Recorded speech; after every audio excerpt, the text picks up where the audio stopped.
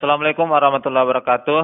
Berjumpa kembali di channel ini. Salam sejahtera untuk kita semua, seluruh rekan-rekan guru, PNS, dan pensiunan di mana saja berada. Kali ini saya akan mengupdate tentang rincian skema jaminan hari tua dan jaminan pensiun PNS berdasarkan reformasi birokrasi terbaru. Nah, berita ini tentu saja sudah banyak kita lihat di media online, yang mana secara umum kalau saya perhatikan hanya mengambil judul 1 miliar saja. Lalu dari mana nilai 1 miliar, siapa yang mendapatkannya, ya, itu masih pertanyaan. Dan oleh karena itu saya dalam hal ini juga tarik untuk mengupas lebih jauh, apakah kiranya 1 miliar ini didapatkan juga oleh rekan-rekan yang sudah pensiun atau hanya untuk PNS yang aktif. Nah, oleh karena itu mari sama-sama kita cek. Adapun topik pembahasan kita pada kesempatan ini, ya, kita akan bandingkan nanti. Yang pertama, perhitungan skema pensiun lama, lalu yang kedua desain skema pensiunan terbaru, yang ketiga perhitungan skema pensiunan terbaru hingga mendapatkan nilai 1 miliar rupiah. Lalu yang keempat, siapa saja yang kemungkinan mendapatkan JHT jaminan hari tua dan JP jaminan pensiun 1 miliar. Nah, kita akan pergunakan ini slip gaji ya untuk tahun sebelumnya. Kalau ini tahun 2015, bahwasanya potongan jaminan hari tua dan jaminan pensiun yang di slip gaji disebut dengan IWP, iuran wajib pensiun, itu terdiri dari potongan BPJS ya, dan juga potongan JHT dan JP. Hanya saja tunjangan BPJS diberikan oleh pemerintah kalau slip gaji 2015 ini diberikan 125.763, kemudian itu dipotong kembali dan iuran daripada peserta untuk BPJS ini diambil dari 2%, sehingga potongan IWP di slip gaji ini kalau kita perhatikan adalah 10%, dengan taksasi 2%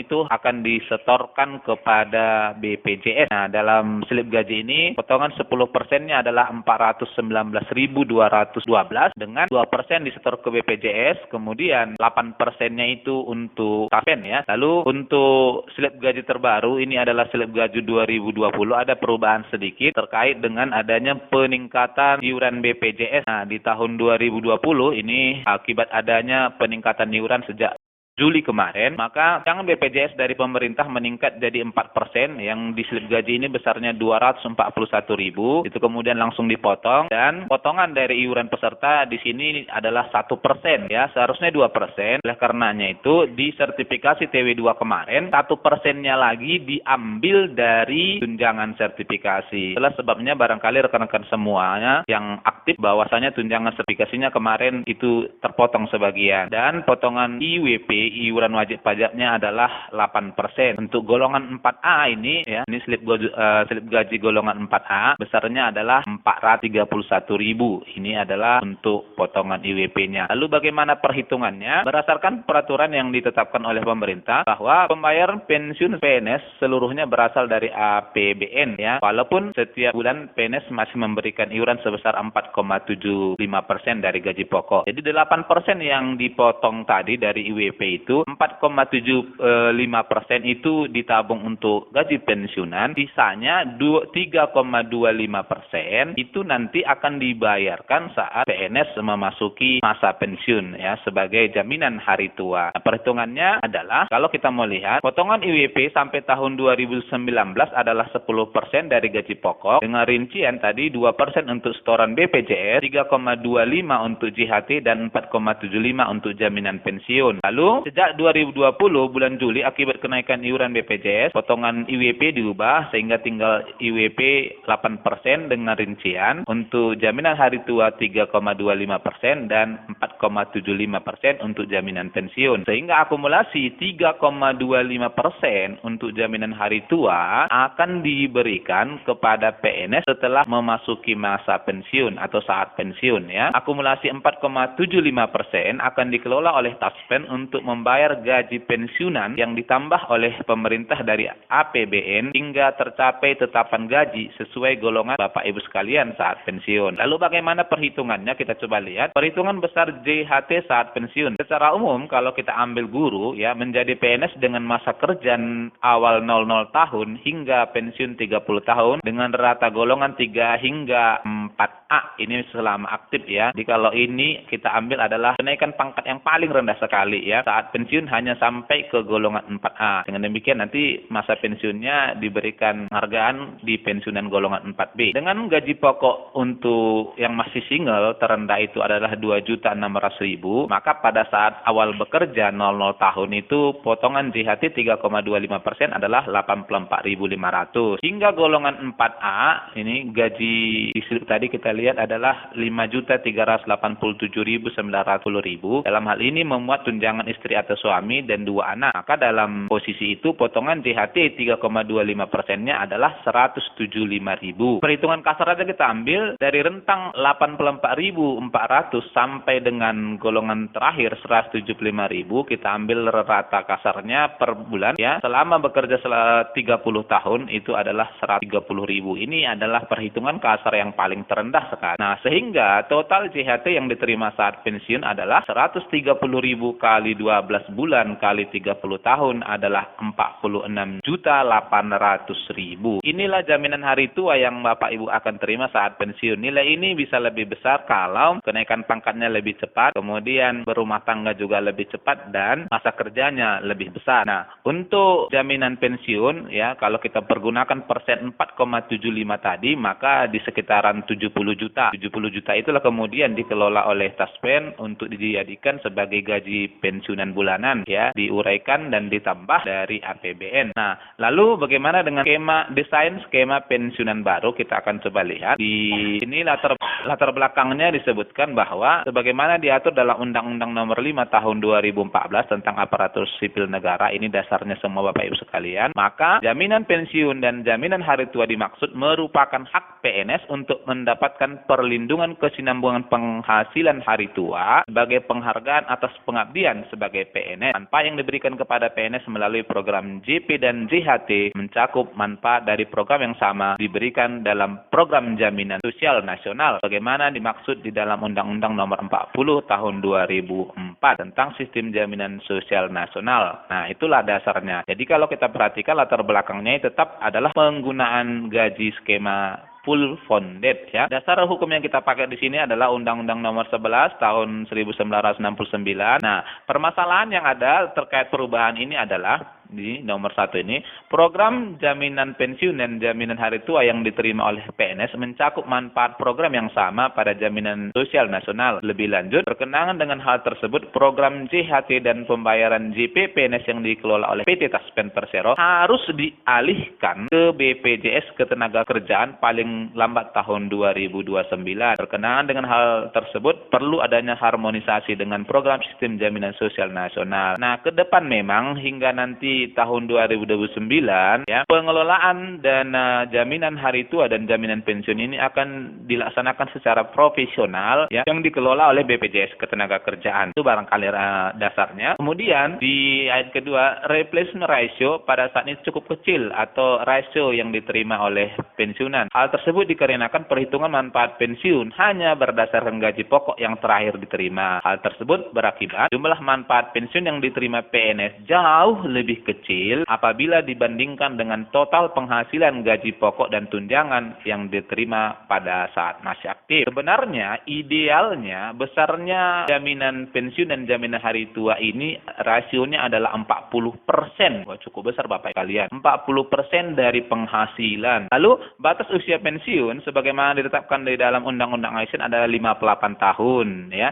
Dinilai terlalu rendah mengingat angka harapan hidup PNS yang akan terus mengalami peningkatan. Akan diprediksi Bapak Ibu sekalian tahun 2030 nanti ini sampai 2070 harapan hidup di Indonesia meningkat 100% ya. Oke. Lalu penerima manfaat, ini dia bagian dari Bapak Ibu yang menerima. PNS yang lahir sebelum tahun 1973 tidak memenuhi kriteria dalam program, mengingat PNS dimaksud akan memasuki masa pensiun sebelum tahun 2029 dan belum memenuhi masa iuran minimal dalam program SDSN. Berarti di sini ada PNS aktif sekarang yang akan diberlakukan sistem pensiunan menggunakan skema lama ya. Ini alasannya tadi. Lalu PNS yang lahir di antara tahun 1972 sampai 1987 dapat memenuhi kriteria program ini mengingat masa kerja PNS tersebut masih lebih besar dari 15 tahun sebelum memasuki masa pensiun ya, dengan ketentuan masa kepesertaannya setelah tahun 2015 dialokasikan untuk program SCJN ya. Ini rancangannya. Lalu yang ketiga, PNS yang lahir setelah tahun 1987 atau berusia 28 tahun memenuhi syarat dalam program ini. Ini adalah rancangan yang diambil oleh kementerian terkait kebijakan fiskal ya. Tentu saja inilah menjadi dasar dari semua rancangan yang akan diberlakukan ke depan nanti, yang kalau kita perhatikan barangkali akan ada penyesuaian-penyesuaian, namun dasarnya tetap berasal dari kebijakan fiskal ini. Nah, lalu perhitungan manfaat pensiun berdasarkan penghasilan terakhir dapat menimbulkan suatu risiko moral hazard yang lebih besar bagi pemberi kerja. Risikonya di sini adalah tanggungan APBN negara ke depan makin lama akan semakin besar, mengingat indeks harapan hidup manusia di Indonesia akan semakin besar ya, atau usia rata-ratanya semakin lama gitu ya. Nah, lalu kemudian ditentukanlah desain program JP Jaminan Pensiun PNS. Desain nomor 1, manfaat pasti atau definite benefit yang berlaku pada saat ini dapat dilanjutkan dengan memberikan batasan-batasan tertentu. Ini skema lama seperti yang kita bahas di depan tadi. Lalu batasan sebagaimana dimaksud pada poin 1 dapat diterapkan. A. Desain program yang ada pada saat ini tetap dilanjutkan untuk PNS dan pensiun PNS yang ada pada saat ini, tapi tidak berlaku untuk PNS baru ya. Lalu B.